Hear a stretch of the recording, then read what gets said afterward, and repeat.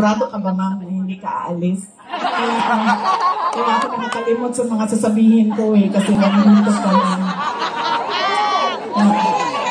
Ma'am, ang advice ko lang talaga sa iyo sa panahon na ito at sa darating na mga araw ay magpalit ka na po ng apelido, ma'am.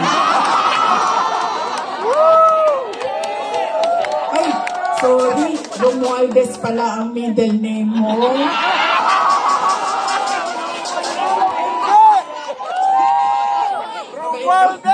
Sabi ko nga, matino na tao, si Senator Amy Marcos. Ready na? Ang AVP? Okay. Thank you. Self-rated poverty in the Philippines is at its highest in 21 years. Teacher says she often complains about being hungry. Pagpamarili ng isang babae dahil umano sa konsehan sa droga. Pinagtataga hanggang sa mamatay ang natutulog na magyola. Ang bugbugi ng dalawang just remember, no? At bakit yung mga tao gumagamit ng drugs? Remember, hindi sila abis na Gaya, mga batang nagraragyo, nagkalat sa gitna ng dahil. Mga taong pinagbabaril habang bumibili ng pagkain sa karinderya. Umabalat sa social media ang video ito ng pamamarilis sa mga Instead of going to school, they spend their days scavenging to earn money. Malenteng trabaho ang suspect at gumagamit sa umano ng droga. good luck sa atin lahat. Na lang kami na iba na yung napag-usapan doon sa rally. Pero balik tayo sa bangag, ma'am. Alam mo, hindi ito kasali talaga sa speech ko, ma'am. Sinabi sa akin ng partner ng uncle ko na noong hindi pa siya Pangulo, nung senador pa lang siya, ay bumisita sila sa bahay at inalok talaga sila ng droga. Humindi yung wala naman ako sinabi na pangalan. Talaga. Alam nyo, may malaki bang pulungan ang Maynila para sa ating lahat? Hindi nila tayo kakayanin ikulong, no? Baka matulad tayo kay President Duterte. Nakulong na. Humindi yung partner noong uncle ko. Kinento nila yan sa akin. Ang buong akala ko naman, kasi matanda na, diba, may edad na, natututo ka na sa kung anong mga mali na ginagawa ng kabataan mo, ay nagbabago yung tao. Hindi ko alam na yun na nga ang nangyari. Nakinig ako sa'yo. Ano ang pangako mo? Binigay mo ba? Kaya dapat pinag-iisipan natin kung iboboto natin o hindi yung tao. Pangalawa, ito, walang makakakontra sa akin nito, kahit saan man sa mundo. Hindi dahil galing yan sa malaking pamilya ng mga politiko ay automatic ang boto ninyo. Hindi dahil anak yan ng Duterte ay automatic ang boto ninyo. Dapat tinatanong nyo ang sarili ninyo, ano ba ang abilidad at kapasidad ng tao na ito na maglingkod para sa bayan. Isa sa mga problema natin ay ang political dynasty. Pero hindi ipinagbabawal ang kung sino man ang may gusto tumakbo. Kaya nasa atin, nasa mga butante ang pagkilatis. Duterte yan. Anong abilidad niyan? Anong kapasidad niyan? At sino yan siya? Pangatlo, at huling problema natin, paulit-ulit, behavior, ugali natin sa eleksyon, sa halalan, ay yung palitan ng boto at pera. Dahil ilang beses na kayo tumanggap, magkano bilihan ng boto dito? 1,000? 1,000? Grabe, 1,000 lang? Galing ang, bigas ang ano dito, palitan. Ilang kilo? 5 kilo, so magkano yun? 250?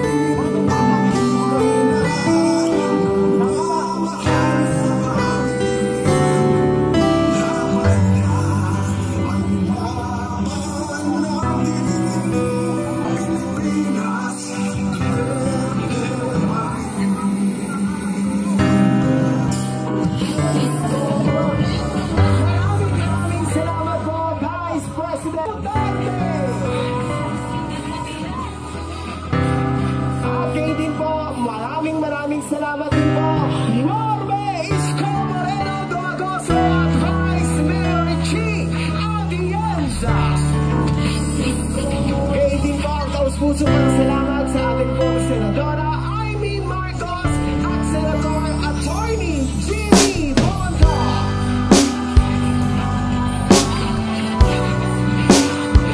Maraming salamat din po, Congressman Carlo Lopez.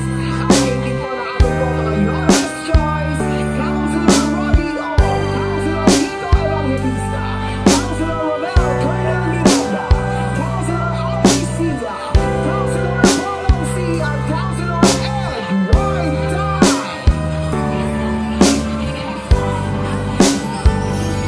Hindi po mga taus-puso pasasalamat sa inyo pong pagdalaw at pagbisita dito po sa bayan ng Tundong. Minamahal po namin Vice Presidente Sara Duterte.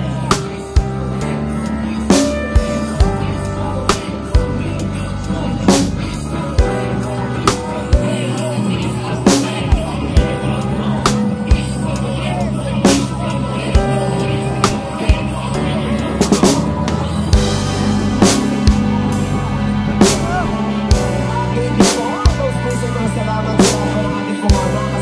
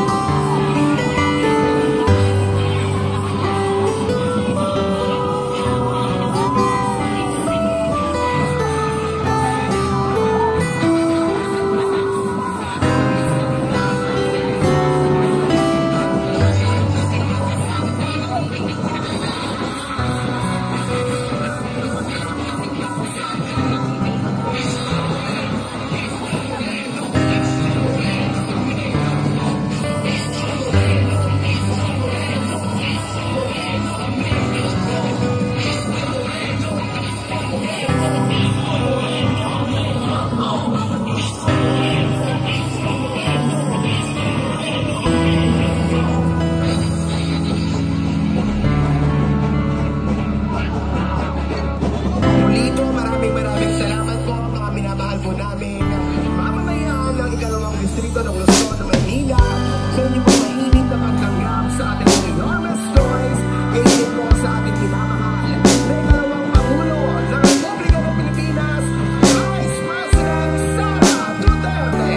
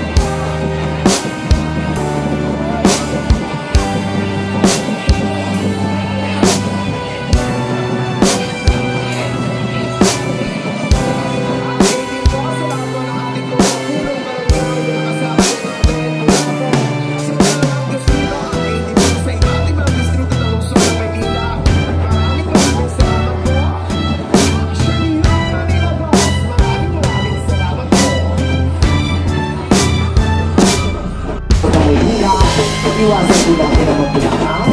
Sigaw, para daw hindi ko tuwa ang ating pong mga speaker.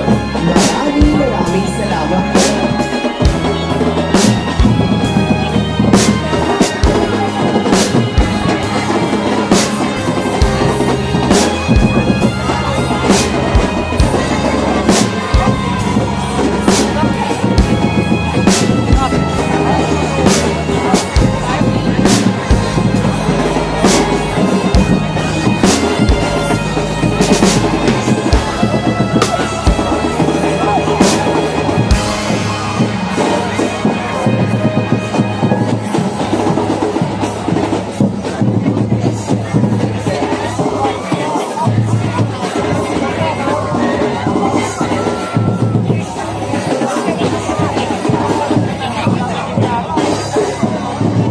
Tama